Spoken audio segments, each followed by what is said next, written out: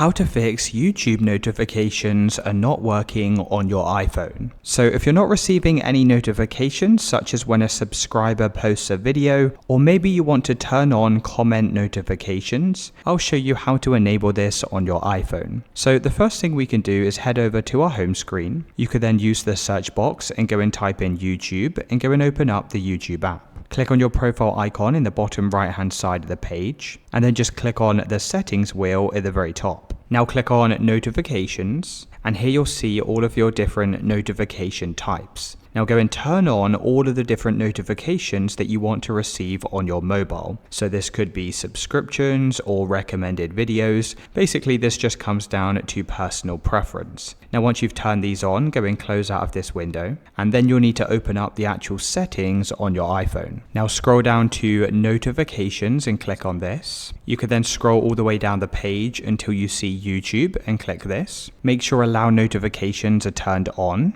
Also make sure time-sensitive notifications are turned on. For the alerts, go and select your style type. I've got all these selected. You can also choose to enable sounds and badges as well to make sure you don't miss a notification. Now once you've done this, you should now be notified on YouTube.